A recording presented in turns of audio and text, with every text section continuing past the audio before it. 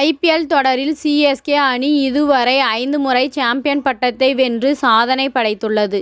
IPL வரலாற்றில் அதிக முறை இறுதிப் போட்டியில் விளையாடிய அணி, அதிக முறை பிளே ஆஃப் சுற்றுக்கு முன்னேறிய அணி என்று கன்சிஸ்டன்டாக அசத்தல் ஆட்டத்தை சிஎஸ்கே வெளிப்படுத்தி வருகின்றது. அண்மையில் இந்தியா சிமெண்ட்ஸ் நிறுவனம் கைமாறிய நிலையில் இனி சிஎஸ்கே அணி யாருக்கு சொந்தம் என்ற கேள்வி எழுந்தது. ஆனால் சிஎஸ்கே அணி Chennai super Kings cricket limited என்ற நிறுவனத்தால் தான் நிர்வகிக்கப்படுவதாக சீனிவாசன் அறிவித்தார்.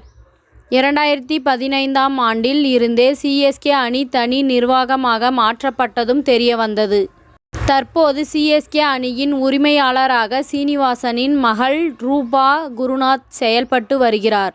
ஏற்கனவே இந்தியாவில் ஐபிஎல் தொடரில் சிஎஸ்கே அணியை கொண்டுள்ள ரூபா குருநாத் தொடர்ந்து SA-20 லீக்கில் ஜேஎஸ்கே அணியையும், மேஜர் லீக் கிரிக்கெட்டில் டெக்சாஸ் சூப்பர் கிங்ஸ் அணியையும் வாங்கியுள்ளார்.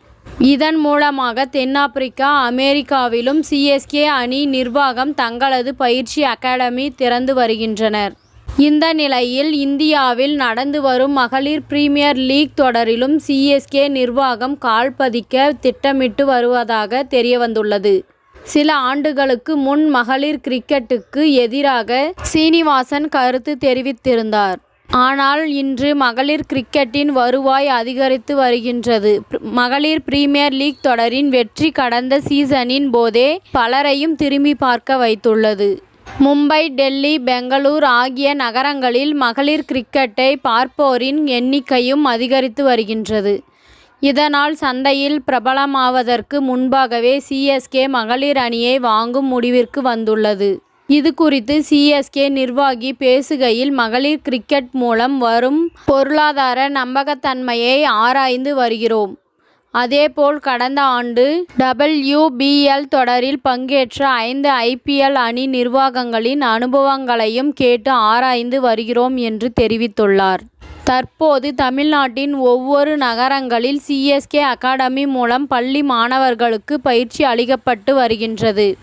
இதில் பெண் குழந்தைகளும் பயிற்சி பெறுவதற்கு அதிக அளவில் விருப்பம் தெரிவித்து வரும் சூழலில் சிஎஸ்கே அணி நிர்வாகம் WBL தொடரில் கால் பதிக்க திட்டமிட்டு வருவதாக கூறப்படுகின்றது.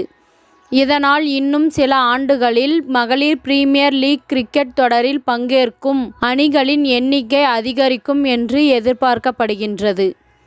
இத்துடன் இந்த செய்தி முடிவடைகின்றது. நன்றி, வணக்கம். மீண்டும் அடுத்த வீடியோவில் சந்திப்போம். மேலும் இதுபோன்ற சுவாரஸ்யமான தகவல்களை அறிய தமிழ் சிறை சேனலை சப்ஸ்கிரைப் பண்ணுங்க, ஷேர் பண்ணுங்க, லைக் பண்ணுங்க மற்றும் கமெண்ட் பண்ணுங்க.